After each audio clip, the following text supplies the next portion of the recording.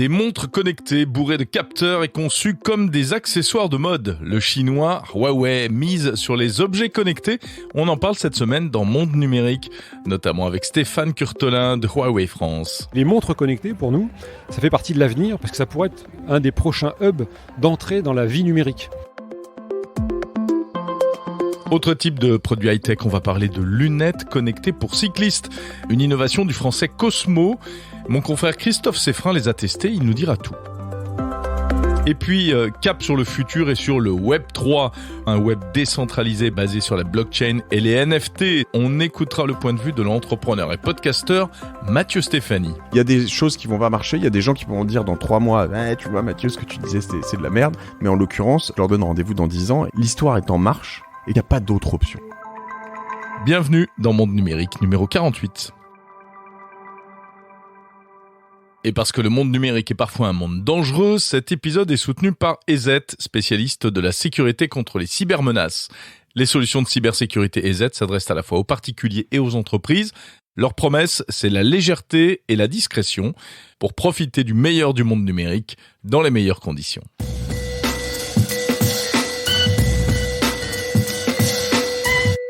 Avec une voix un peu enrouée cette semaine, et je vous prie de m'en excuser, j'ai pris froid, j'aurais mieux fait de rester dans le métavers. Le métavers, justement, c'est Carrefour, cette semaine, qui a fait une incursion dans ce monde virtuel parallèle. Et notamment le PDG de Carrefour, Alexandre Bompard, qui s'est fait remarquer en début de semaine, en publiant, notamment sur les réseaux sociaux, une petite vidéo en expliquant qu'il venait de mener des entretiens de recrutement dans le métavers, en bord de mer virtuel. Alors, des avatars, notamment celui du PDG lui-même, Alexandre Bompard, sans jambes comme il se doit, bien souvent dans ces univers virtuels, sans bras non plus, des mouvements assez limités. Et on voyait Alexandre Bompard s'adresser à un groupe de personnes qui devaient être des candidats à l'embauche pour le groupe Carrefour. Mais cette initiative, pourtant assez anodine, a soulevé pas mal de réactions et des réactions pas forcément très bonnes. En fait, beaucoup de moqueries notamment. Alors d'abord pour expliquer que tout cela c'était pas bien beau et ça ressemblait plus à un jeu vidéo digne du début des années 2000, qu'en plus ce n'était pas du métavers parce que effectivement ce n'était pas une séquence enregistrée avec des casques de réalité virtuelle. En fait, il s'agit d'une plateforme mise en place par un cabinet spécialisé français qui s'appelle VR Academy, qui travaille beaucoup avec les grands groupes du CAC 40. Et puis surtout des réactions pour se demander à quoi pouvait bien servir du recrutement virtuel dans le métavers. C'était pas pour briser encore plus les relations humaines. Voilà, donc beaucoup de négativisme par rapport à cela, en tout cas parmi ceux qui se sont exprimés, principalement sur Twitter. Et c'était quand même assez surprenant. Parce qu'au fond, que voulait montrer Carrefour avec cette séquence ? Alors, se faire un peu de com et de pub, bien entendu. Mais il y a une certaine logique, puisqu'on sait que le groupe français est très engagé dans le numérique. Ils ont l'intention de faire un virage vraiment significatif vers le numérique. Carrefour, c'est une vieille entreprise traditionnelle. Alexandre Bompard, lui, au contraire, il vient de la Fnac, où il a fait ses preuves en matière de numérique. Alors, Carrefour multiplie les initiatives. Ils ont ouvert à Paris une petite supérette entièrement autonome. Ils ont acheté en janvier dernier une parcelle de terrain dans le métavers The Sandbox. Ils veulent tester des choses, ils veulent tenter des choses. Ça ne veut pas dire qu'ils sont en mesure dès aujourd'hui de déployer de véritables solutions qui vont apporter des services innovants et intéressants et utiles à la fois aux clients ou à leurs salariés. Mais en tout cas, ils tentent, ils essayent. Et il paraît quand même un peu surprenant de leur reprocher ce genre de choses et d'avoir une méthode assez exploratoire comme ça. Surtout que derrière cela, il y a un véritable enjeu de recrutement, en fait. Pour mener à bien ces projets dans le numérique, Carrefour a besoin de renforcer ses troupes et ils ont annoncé qu'ils voulaient embaucher 3000 data scientists, des spécialistes de la donnée, 3000 spécialistes d'ici à 2026. Donc il y a un véritable besoin de talent numérique. Et cette petite séquence publicitaire de métavers fait sans doute partie des choses un peu glamour pour essayer de donner envie à de jeunes ingénieurs de les rejoindre. C'est vrai qu'il y a quelques années, la grande distribution, ça faisait sans doute rêver les gros cerveaux qui sortaient des grandes écoles d'ingénieurs françaises. Mais aujourd'hui, ça paraît peut-être un peu moins sexy. Et donc, tous les coups sont permis pour essayer de les attirer. Autre initiative d'un acteur français, mais là c'est un acteur véritablement numérique, c'est la société Shadow qui s'apprête à lancer une offre de cloud 100% française pour le grand public. Vous connaissez Google Drive, vous connaissez peut-être Dropbox, ces systèmes qui permettent de sauvegarder et de synchroniser ces données. Eh bien Shadow veut faire la même chose en étant un cloud dit de confiance, ça c'est le pitch, c'est-à-dire chiffré, donc sécurisé et hébergé en Europe. Alors Shadow, il faut rappeler ce que c'est d'abord. C'est une entreprise qui a déjà quelques années, qui avait une spécialité assez originale, offrir aux fans de jeux vidéo la puissance d'un ordinateur de jeu, un ordinateur de gaming, mais dans le cloud. Pas besoin d'avoir et d'acheter une super machine chez soi. Et il suffisait d'un petit boîtier, d'une bonne connexion Internet, et on pouvait bénéficier des dernières technologies en matière de PC, avec notamment de très bonnes accélérations graphiques. Tout cela uniquement via le cloud. Le problème, c'est que ça leur coûtait très cher et que économiquement, ça n'a pas tenu. Shadow est passé à 2 doigts de la liquidation judiciaire il y a quelques temps et a été racheté in extremis par un acteur français non des moindres. Il s'agit d'Octave Klaba, le fondateur et PDG de la société OVH Cloud. Alors, fort de ce renfort précisément, Shadow revient avec de nouvelles offres qui ont été annoncées cette semaine. Tout d'abord, pour les particuliers, une offre de stockage gratuit jusqu'à 20 gigas et ensuite qui pourra être augmentée jusqu'à 2 Tera pour le prix de 8,99 € par mois. Voilà, ça c'est le pitch commercial. Alors, ça fait 1 € de moins que chez Apple, par exemple. Ça peut être intéressant. Reste à savoir comment tout cela sera connecté avec nos appareils et notamment de quelle manière est-ce qu'on pourrait utiliser ce cloud avec un iPhone ou avec un smartphone Android. Cette offre sera mise au point en partenariat avec un autre acteur français du cloud qui s'appelle Nextcloud. Ce sera lancé en Europe à l'automne prochain, puis en Amérique du Nord. Et en fait, c'est le prolongement d'une offre de cloud grand public qui existe déjà chez OVH, qui s'appelle Ubique. Et donc ce Shadow Drive est en quelque sorte la renaissance de Ubique qui était en train de piquer du nez très sérieusement. En fait, il avait été fermé, il ne prenait plus de nouveaux abonnés. Première offre française de cloud grand public, donc c'est pas inintéressant. Il y aura également une offre pour les pros et les entreprises. Et puis Shadow va rester également fidèle à son cœur de cible qui est le gaming, avec une offre de PC virtuel pour les joueurs, donc à moins de 30 € par mois, et puis une offre de PC virtuel boosté, encore plus puissant, à environ 45 € par mois.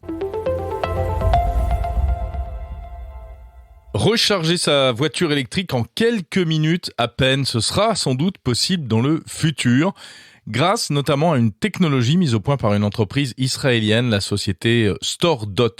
On sait que l'un des problèmes des voitures électriques, en effet, c'est le temps de charge. Actuellement, il faut plusieurs heures, de longues heures, parfois des nuits entières, en fonction de la puissance dont on dispose pour recharger sa voiture. Mais cette semaine a été faite la démonstration de nouvelles batteries ultra rapides qui peuvent se recharger, alors tenez-vous bien, en 5 minutes à peine. Non pas à 100%, parce que bien souvent c'est pas nécessaire, mais simplement à 70 ou 80%. Ça permet par exemple de parcourir encore 160 km, suivant le type de véhicule qu'on utilise. 5 minutes pour 160 km, ce serait une réalité selon StoreDot en 2024 et ce ne sera pas terminé puisqu'il prévoit en 2028 de descendre à 3 minutes et en 2032 d'arriver à 2 minutes à peine de recharge pour une voiture électrique. Alors évidemment, ça changerait complètement la donne. On pourrait enfin s'arrêter dans des stations-service électriques sans être bloqué pendant 3 quarts d'heure ou 1 heure. Évidemment, il faut des batteries d'un genre particulier, des batteries à charge ultra rapide. Alors comment ça marche ce procédé développé par StoreDot ? Sans rentrer trop dans le détail, d'après ce que l'on sait, en fait c'est le graphite qui se trouve dans l'anode de chaque cellule de batterie qui est remplacé par des nanoparticules, notamment de silicium, des nanoparticules actives qui accélèrent, paraît-il, la propagation des ions dans la batterie. Et en plus, des algorithmes d'intelligence artificielle surveillent tout le processus afin que s'il y a un problème, une cellule puisse être déconnectée temporairement pendant la charge, puis reconnectée une fois qu'elle a refroidi. Ça évite donc les risques de surchauffe, de gonflement de batterie et d'incendie. Il y a un intérêt pratique évidemment pour les automobilistes dans le futur, mais également un intérêt écologique parce que des batteries comme ça pourraient fonctionner plus longtemps et il faudrait les changer moins souvent et donc éviter de les jeter ou de les recycler. Bon, pour l'instant, on parle encore un peu au futur. StoreDot serait en contact avec de nombreux constructeurs. Volvo a investi dans cette entreprise israélienne et puis il faut savoir qu'il y a quand même pas mal, il n'y a pas que cette initiative, il y a pas mal d'expérimentations en cours et de technologies en développement à travers le monde pour améliorer le dispositif de recharge des batteries des véhicules électriques. Et c'est ça la vraie promesse, c'est-à-dire que autant aujourd'hui le véhicule thermique est probablement arrivé à ses propres limites, autant le véhicule électrique qui a encore beaucoup de défauts avec la pollution générée par les batteries, les temps de charge, etc. Eh bien, autant ce véhicule électrique a une marge de progression énorme liée à la technologie. On sent que les véhicules électriques de dans 10 ans n'auront rien à voir avec les véhicules électriques d'aujourd'hui. Pour conclure ce rapide tour d'horizon de l'actu tech cette semaine, un mot quand même du nouveau gouvernement qui vient d'être annoncé ce vendredi en France. Alors, on attendait de savoir quelle place serait donnée au numérique, comme chaque fois. Ça faisait plusieurs années en France qu'on avait un secrétariat d'État au numérique, le dernier en date occupé par Cédric O. Eh bien, exit le ministère ou le secrétariat d'État au numérique. Il n'y en aura pas, visiblement, dans ce nouveau gouvernement, puisque tout est placé sous l'aile du ministre de l'économie et des finances, Bruno Le Maire, qui devient ministre de l'économie, des finances et de la souveraineté industrielle et numérique. Le numérique est donc ramené essentiellement à sa dimension souveraineté. C'est vrai que c'est un thème qui est dans l'air du temps, indéniablement. C'est l'un des grands enjeux du moment. Comment profiter de cette révolution numérique, si tant est qu'on puisse encore parler de révolution aujourd'hui. Le terme est un peu galvaudé, peu importe. Le vrai problème, c'est que les grands outils qu'on utilise au quotidien sont dans les mains des géants américains. On a le plus grand mal à développer des alternatives françaises ou européennes, ce qui pose des tas de questions et d'interrogations par rapport à la protection des données, à la protection de la vie privée, à l'exploitation économique de nos données numériques. D'autant que le numérique, il faut bien avouer, c'est un sujet complètement transverse aujourd'hui. On parle de la souveraineté. Il y avait également la question des startups et de la French Tech. Il y a eu la grande époque de la French Tech. Bon, ça, c'est un peu du passé désormais. Les startups sont sur les rails. De nombreuses licornes en France. Maintenant, on rentre dans un cadre réellement industriel. On a fini de s'amuser d'une certaine manière. Ça ne veut pas dire qu'il faut plus continuer à innover, bien sûr. Et puis, il y a plein d'autres questions qui se posent. Le numérique, ça touche aussi finalement la culture, l'information, l'éducation. Bien sûr, le numérique est vraiment partout. Et certains pays nous regardaient d'ailleurs assez bizarrement avec notre ministère du numérique. Mais au moins, ça a sans doute servi à impulser pas mal de choses. Voilà, donc le numérique qui entre dans l'âge adulte, d'une certaine manière, en étant désormais intégré au plus gros ministère régalien français.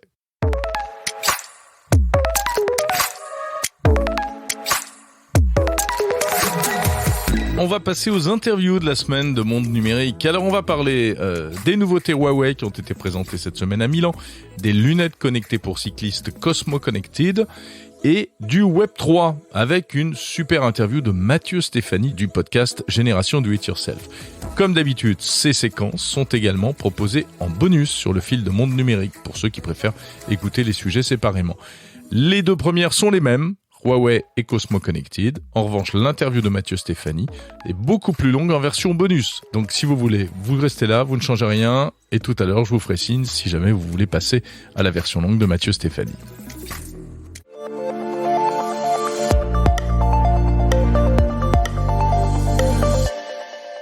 Hello everyone. Welcome to Huawei Flagship Product Launch Event. C'était le 18 mai dernier à Milan, en Italie. Le fabricant chinois Huawei avait choisi la capitale de la mode et la capitale italienne de la tech pour présenter ses dernières nouveautés. Un retour sur le devant de la scène pour cette marque qui fut un temps un poids lourd mondial du smartphone, mais dont les parts de marché se sont écroulées depuis que Huawei a été banni par Donald Trump et que donc aujourd'hui, ce fabricant ne peut plus proposer dans ses smartphones d'application Google. Évidemment, c'est un peu pénalisant. Pour autant, Huawei veut rester dans la course. On en parle avec mes invités, le directeur marketing de Huawei en France et mon camarade François Sorel de BFM Business Tech & Co, qu'on retrouvera après pour décrypter ces annonces. Bonjour Stéphane Curtelin.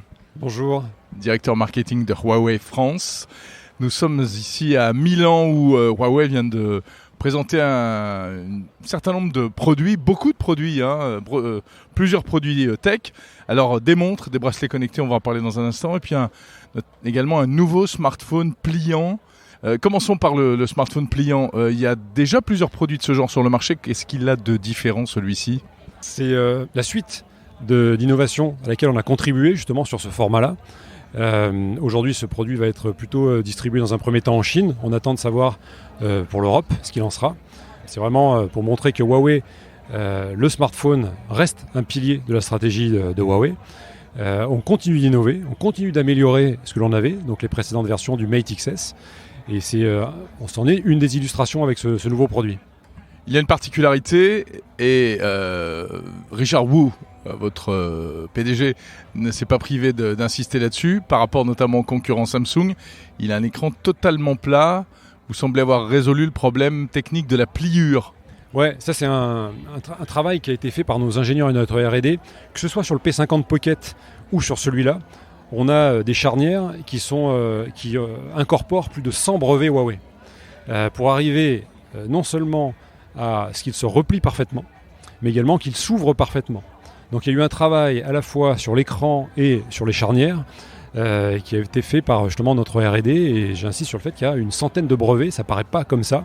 Ces produits-là restent des monstres de technologie ou des bijoux de technologie, des concentrés de technologie, parce qu'on commence à être habitué à voir justement des téléphones pliants, mais ça reste des prouesses technologiques justement autour de la charnière et autour de cette pliure.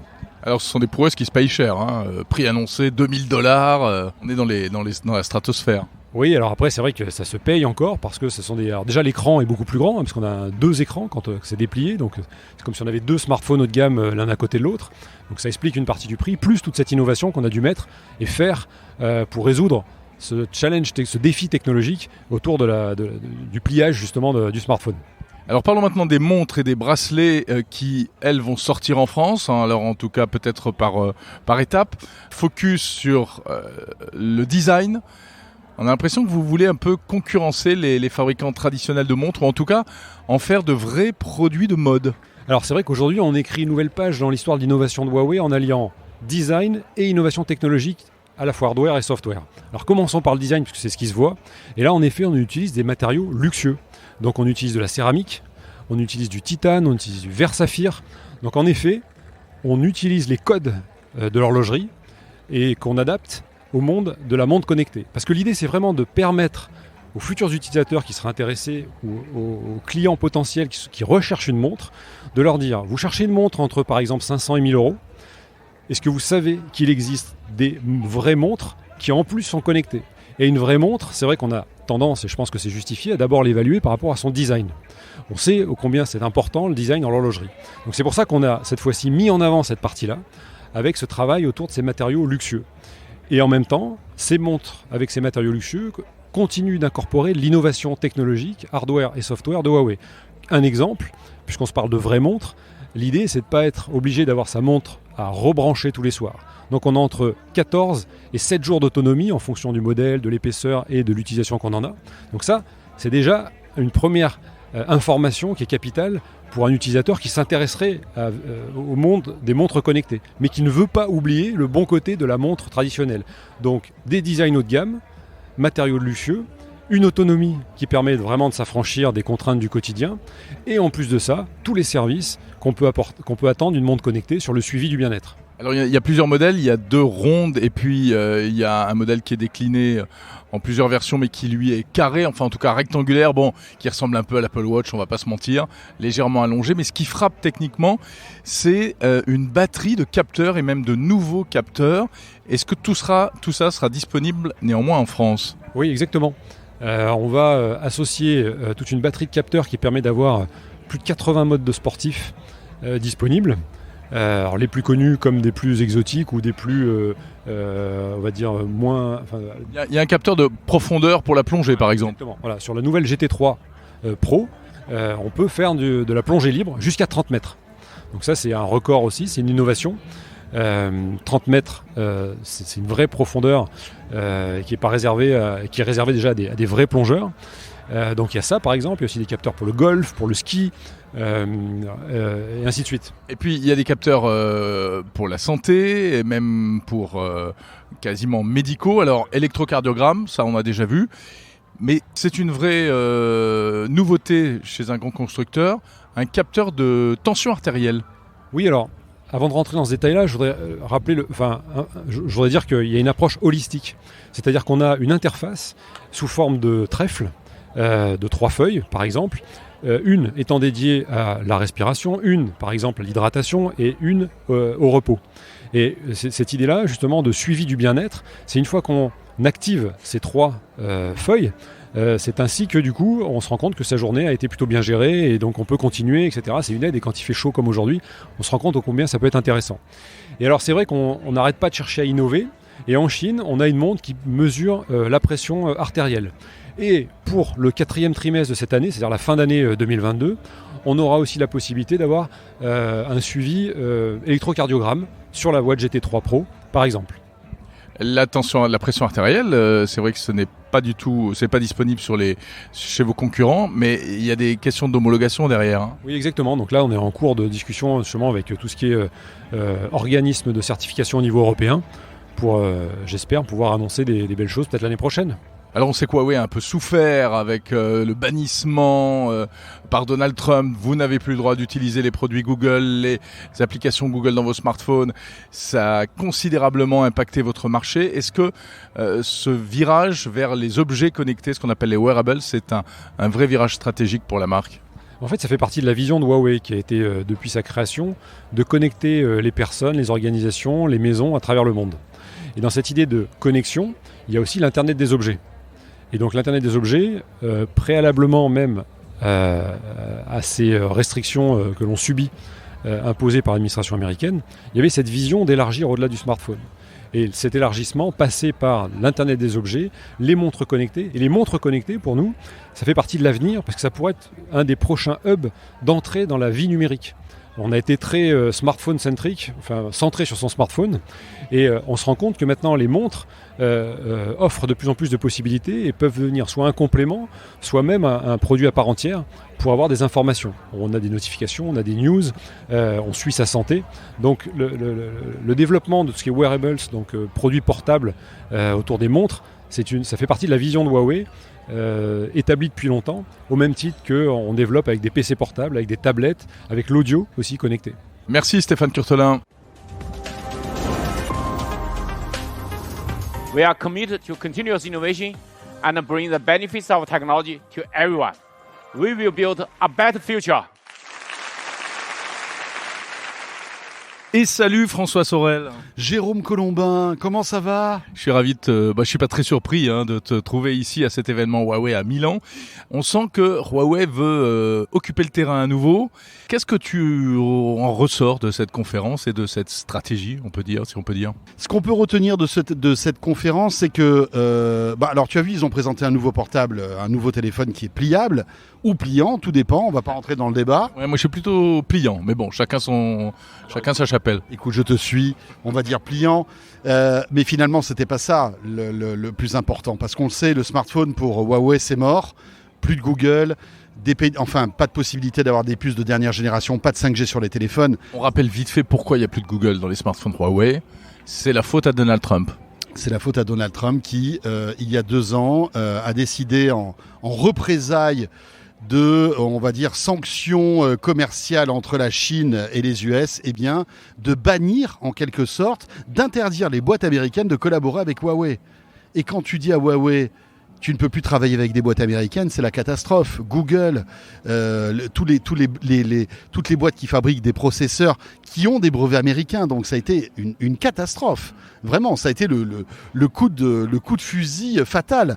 Ce qui fait qu'aujourd'hui, Huawei est toujours présent dans les smartphones avec on va dire un marché qui est ridicule. Même en Chine, ils sont quasiment, ils sortent du marché.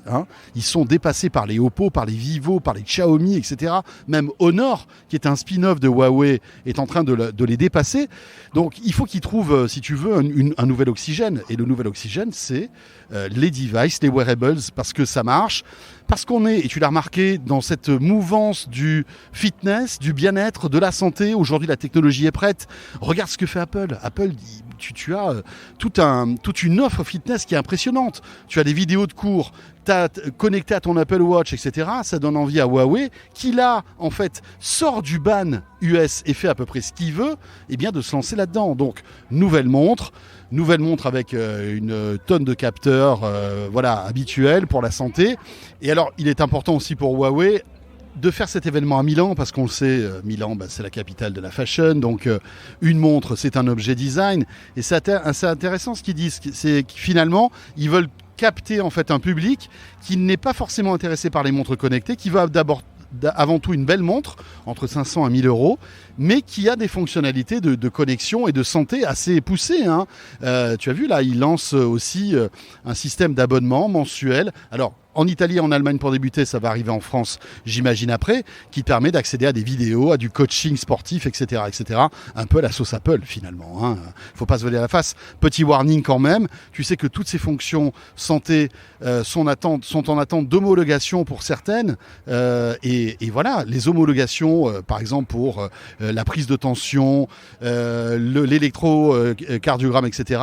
C'est pas facile. On voit qu'Apple a galéré. WeSings aussi a galéré pendant des mois pour avoir ce fameux sésame.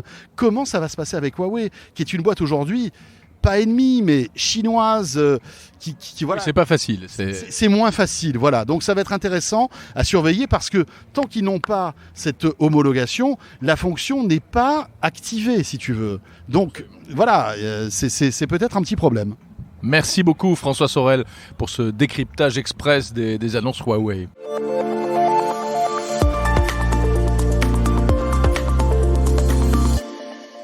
Bonjour Christophe Seffrin. Bonjour Jérôme. Journaliste high-tech à 20 minutes. On se retrouve, on essaie de se retrouver comme ça une fois par mois à peu près pour découvrir et débriefer un produit high-tech que tu as testé, car il y a beaucoup de produits qui te passent entre les mains. Parlons donc d'un truc un peu de saison. Il y a beaucoup de gens qui vont se remettre encore plus au vélo là avec les beaux jours qui arrivent. Et donc, la boîte française Cosmo Connected a sorti un produit assez ambitieux, des lunettes connectées GPS. Alors d'abord, est-ce que tu peux nous les décrire un petit peu ? Quelle est la promesse au départ ? Alors la promesse, c'est d'avoir des lunettes qui puissent accompagner les cyclistes, évidemment, mais aussi, pourquoi pas, les piétons, dans leur déplacement, en leur offrant un guidage à travers le verre des lunettes, un guidage tête haute, comme ce que l'on peut retrouver sur les pare-brise de certains véhicules. Donc voilà, Cosmo s'est lancé dans cet ambitieux projet avec un premier produit qui vient de sortir et qui s'appelle les Cosmo Vision. Alors, tu les as testés, qu'est-ce que ça vaut ? Alors ça vaut que c'est un produit qui est extrêmement enthousiasmant au premier abord, puisque c'est un produit qui est très simple d'emploi. Il s'agit de lunettes connectées en Bluetooth avec son smartphone et une application de façon on ne peut plus classique.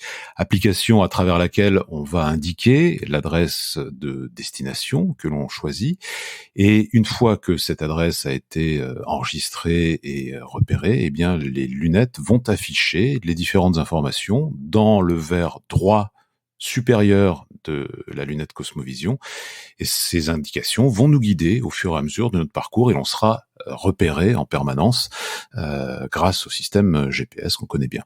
Et c'est vraiment plus intéressant que de regarder son smartphone fixé sur un support sur son guidon de vélo, par exemple ?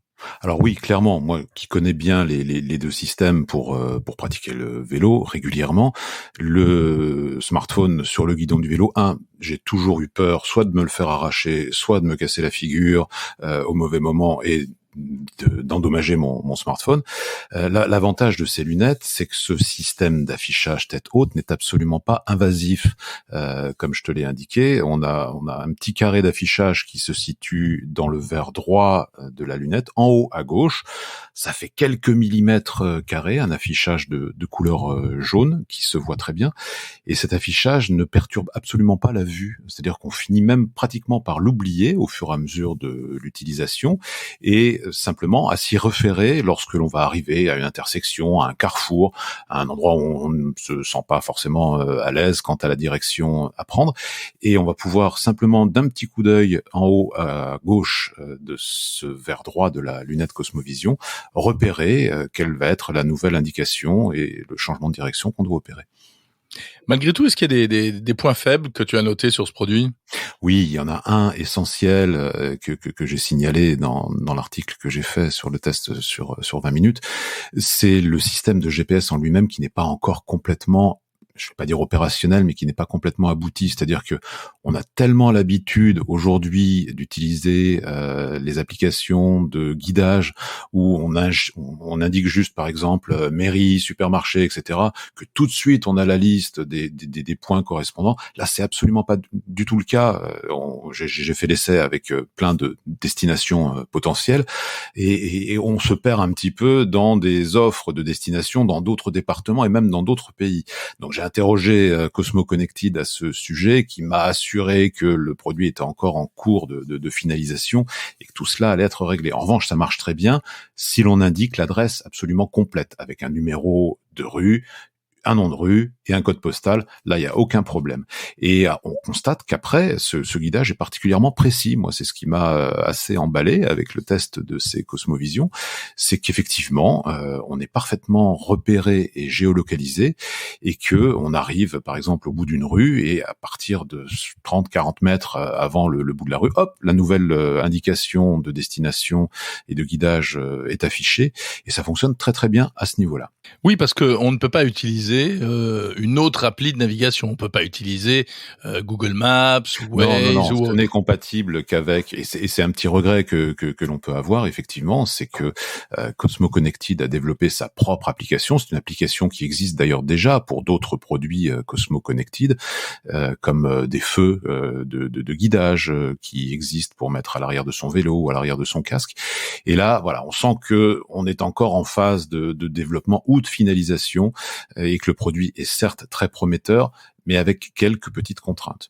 Et puis moi, il y a aussi autre chose que j'aurais bien aimé, mais certainement peut-être dans une V2, une V3 ou une V4, c'est qu'à l'heure des assistants vocaux, ces lunettes n'intègrent pas de système avec assistana vocal, puisque moi j'aurais bien aimé, par exemple, pouvoir dire OK, Cosmo Vision, emmène-moi, je sais pas où. Là, non, pour l'instant, ça c'est visiblement pas encore à l'ordre du jour. Peut-être qu'ils y penchent chez Cosmo Connected, mais voilà, c'est une évolution que l'on pourrait imaginer. En tout cas, moi, qui m'a fait envie, voilà, parce que ces lunettes, encore une fois, fonctionnent très bien. Je les ai utilisées également en tant que piéton, et c'est aussi très très bien. On peut imaginer combien de fois dans Paris ou dans une grande ville on prend notre smartphone en main pour se laisser guider, avec toujours cette même crainte de se le faire arracher, etc., etc. Et là, voilà, on a de bonnes lunettes qui sont aussi des lunettes de soleil, faut le préciser, qui permettent d'être guidé de façon très claire. Christophe, une dernière question. Mais quand on porte des lunettes de vue, comme toi ou moi, comment fait-on ? Est-ce qu'on peut les mettre par-dessus ? Non, on peut pas les mettre par-dessus. Si on est myope et qu'on a besoin de ces lunettes pour faire du vélo, on est cuit en fait. C'est sûrement plus problématique, effectivement. Oui, tout à fait. Et on rappelle le prix alors, Christophe, des Cosmovision ? Oui, 489 €, c'est pas donné. On peut imaginer que le prix baissera lorsque Cosmo Connected sera en mesure, et c'est ce qu'ils m'ont indiqué, d'en produire à plus grande échelle qu'à l'heure actuelle. Mais voilà, donc pour l'instant, vraiment pour les puristes, les gros accros du vélo, les gens qui ont envie de partir cet été en balade pendant leurs vacances. Mais pour l'instant, pour des petits trajets du quotidien, ça reste un produit qui a encore besoin de progresser et qui reste encore très cher. Merci beaucoup, Christophe Seffrin, journaliste high-tech à 20 minutes.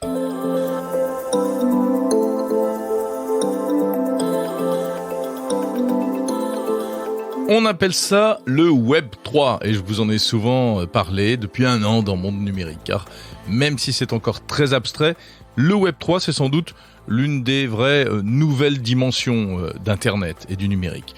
Le Web 3, ça correspond à beaucoup de choses, un web décentralisé, un contre-pouvoir face aux géants qui dominent le numérique aujourd'hui. Ça passe par la blockchain, ça passe par les NFT. Et ce que je trouve le plus fascinant dans ce sujet, c'est que le Web 3 est quasiment devenu un marqueur générationnel. C'est-à-dire que beaucoup de jeunes, notamment de jeunes entrepreneurs, semblent nourrir beaucoup d'espoir dans le Web 3, alors que, on va dire, les vieux de la vieille n'y croient pas une seconde, visiblement. Quand on voit par exemple le crack des crypto-monnaies dernièrement, quand on voit la bulle des NFT, on peut quand même se poser pas mal de questions. Alors, de tout cela, j'ai voulu parler avec Mathieu Stéphanie, qui est un entrepreneur et qui porte un regard assez aiguisé sur le sujet. Lui, il y croit à mort. Il va nous expliquer comment il a même créé des NFT, comment il aimerait transformer son entreprise en DAO, en communauté décentralisée. Si vous ne comprenez rien à tout ça, pas de panique, on va tout vous expliquer. Et si le sujet vous intéresse, eh bien écoutez, dans ce cas-là, passez donc directement plutôt à la version longue, extra longue de mon entretien avec Mathieu Stéphanie, disponible en bonus. Vous ne serez pas déçus. Bonjour Mathieu Stéphanie. Salut Jérôme Colombin. Merci de m'accueillir chez toi, ici au siège de Cosa Vostra. Je sais qu'on te le dit à chaque fois parce que la dernière fois qu'on a déjeuné ensemble il y a quelques mois, je me suis dit ça fait bizarre d'entendre cette voix quand on est en face, mais alors l'entendre dans mon studio comme ça, que quelqu'un qui m'interroge, là ça me fait tout bizarre. Ouais, tout Ah oui, quelques années de radio, effectivement ça marque. Mathieu Stéphanie, entrepreneur, multi-entrepreneur, on peut citer notamment Cosa Vostra, qui est ton entreprise, au siège à laquelle on se trouve aujourd'hui. Orso Media également, créé récemment avec Christopher Siminelli, une autre connaissance commune. Et puis, tu es surtout podcasteur, et non des moindres, un grand podcasteur, Génération du It Yourself, qui est un des podcasts les plus écoutés en France. à fait. C'est quoi pour toi le Web 3 et pourquoi tu y crois? Tu as l'air d'y croire. Alors, ce qu'on dénomme le Web 3, c'est une nouvelle version du web décentralisée, basée sur la blockchain. Donc on connaît le Bitcoin sur la blockchain, on connaît pour certains Ethereum et puis d'autres différentes blockchains qui existent. On entend de plus en plus parler des NFT. On mélange tout ça souvent avec les métaverses qui sont pas...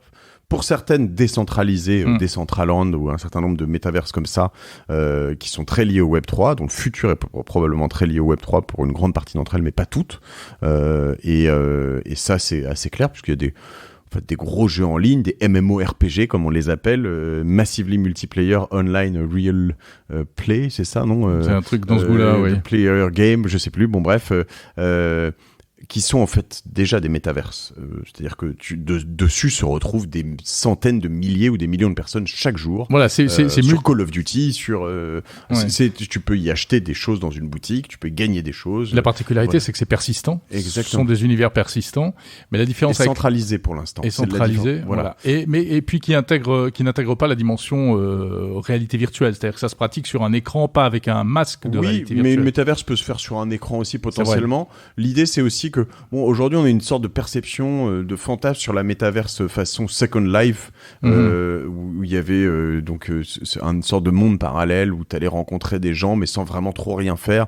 Bon, moi ça je suis pas trop certain de l'avenir de ce genre de choses. En revanche, une fois que tu les animes et que tu y vis vraiment des aventures réelles, qu'elles soient, tu vois, souvent autour du gaming, mais ça peut être du gaming de casino, ça peut être du gaming sur lequel tu vas faire de l'avion, tu vas faire de la guerre, tu vas faire des trucs plus drôles, moins drôles, etc. Bon, pourquoi pas, mais en tout cas, je te dis, ce sera plus des émanations de jeux vidéo existants aujourd'hui.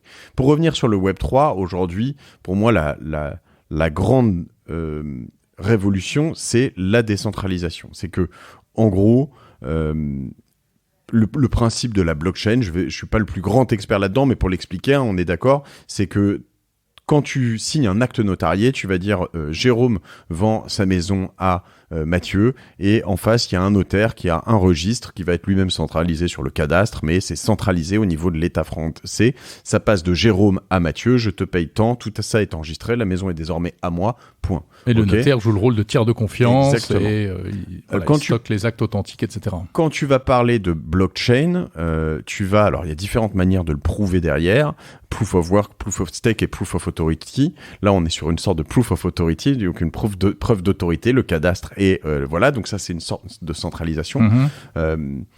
Mais tu vas avoir en fait une multitude, une infinité d'endroits où sont enregistrés des bouts, des fractions de cette information, de ce changement de propriété de Jérôme à Mathieu, et qui sont démultipliées elles-mêmes à plusieurs endroits. Donc elles sont inviolables, puisque personne ne sait qui détient quelle information, et puis il y a énormément de personnes qui en détiennent avec des copies, etc. Donc on reformule cette transaction, elle est enregistrée pour l'éternité sur cette blockchain et elle pourra pas changer, ok ? Donc si tu as des millions de personnes, tu vas pas pouvoir aller les voir un par un et lui dire « Allez, s'il te plaît, change le truc, dis que je l'ai pas vendu. » Oui, c'est ce qui voilà. Du coup, c'est ce qui fait l'inviolabilité du truc. Exactement. Donc quand tu arrives à scale, sur une grande échelle, et ben voilà.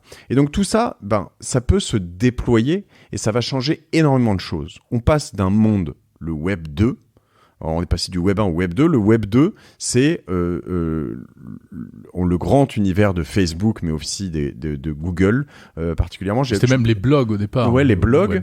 Mais donc c'est centralisé à un endroit où finalement, tu vas avoir des acteurs centraux qui vont récolter un maximum de données sur toi, sur tes transactions, sur tes habitudes, sur tes échanges de mails, sur tes agendas, sur tes dépenses par carte, sur plein de choses, et qui vont utiliser cette valeur pour la revendre, généralement pour de la publicité. Je schématise, mais en gros, ça, c'est le Web 2, ok ? Donc, tu vas interagir avec plein de choses, tu vas avoir plein d'outils gratuits, tu vas kiffer, etc. Mais tu donnes un max d'informations sur toi. Et donc, on parle là-dessus de souveraineté des données. Si je veux extrapoler là-dessus, la souveraineté des données, et que je vais te dire la souveraineté de tes données de santé, moi j'ai un bracelet connecté. T'as un bracelet connecté puisque t'as une Apple Watch. Je sais pas si j'ai le droit de dire ça. Moi c'est pas une Apple Watch. Et c'est une Fitbit. C'est une Fitbit, voilà. Et donc elle prend un certain nombre d'informations, cette montre, mon pouls en permanence, le nombre de pas par jour, le sommeil, etc., qui m'intéresse, voilà. Bon, il y a ça, et puis je peux donner comme autres infos, je sais pas, des moments où je suis allé chez le médecin qui va faire d'autres choses, un électrocardiogramme, un électroencéphalogramme, des tas de choses, etc. Te dire, en fait, ces données, est-ce que tu les donnerais à Google, AdScale ou à... peu importe, tu les donnes à Apple, tu les donnes à Apple. Toi, tu les donnes à Fitbit. Ouais, donc à Google, du coup. Mais ou est-ce que je préférerais les avoir dans un wallet ? Pareil, un wallet, un portefeuille numérique, qui serait donc généralement aujourd'hui on parle de MetaMask parce que c'est le wallet qui est le plus utilisé, ce MetaMask, et puis qui serait pareil fractionné à plein d'endroits. Donc les gens qui ont ça sur leur serveur, finalement ils peuvent pas savoir ce que c'est que ce bout de code avec quelque chose parce qu'ils ont qu'un tout petit truc et puis voilà. Puis il faut pouvoir les réunir à un endroit. Il y a que mon wallet qui a les informations pour les réunir. Tu préfères à un moment avoir ton wallet, ça peut être un ledger aussi, il peut être physique d'ailleurs, et sur lequel, quand tu arrives chez ton médecin, tu vas lui dire, tiens, je te mets mon wallet, tu vas avoir, comme un peu sur ta voiture, tu vois, tu vas avoir toutes mes données biométriques, et tu vas pas pouvoir me dire si je suis en forme, qu'est-ce qu'il faut que je fasse de mieux, est-ce que je mange bien, est-ce que j'ai des glucoses qui sont machin, etc., etc. Bon, là, tu comprends tout le sens du Web 3. Et tu te dis que l'histoire est en marche, et qu'il n'y a pas d'autre option. Et moi, en fait, quand je pousse des coups de gueule là-dessus, je dis juste, oui, comme dans le Web 2, comme les différentes bulles Internet, on est en plein dans une bulle, il y a des tas de choses qui vont exploser, mais ça n'a rien à voir avec le Web 3. Oui, il y a une bulle là-dessus, parce qu'il y a des gens qui ont spéculé sur des crypto-monnaies qui se sont enrichis de manière hallucinante, qui aujourd'hui dépensent tout ça n'importe comment dans des NFT artistiques ou des choses comme ça qui coûtent beaucoup trop cher. Mais en fait, nous, on se dit que ça coûte très très cher parce que l'Ethereum vaut 3000 ou 4000 à un moment, qui redescend à 2000, donc on se dit, tu vois, ça a été divisé par deux, mais eux, ils s'en foutent, ils l'ont payé 200. Donc quoi qu'il arrive, en fait, c'est juste pour toi que ça coûte cher, mais pour eux, ça n'a rien à voir. Ils sont déjà il y en a qui l'ont payé très cher aussi. Oui, ça c'est ceux qui sont arrivés. En le revendant encore plus cher. C'est ceux qui sont arrivés tardivement dans le game. Mais voilà, donc on est dans une bulle.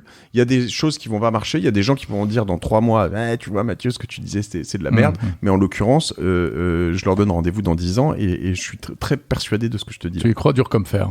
J'y crois pas, j'en suis sûr.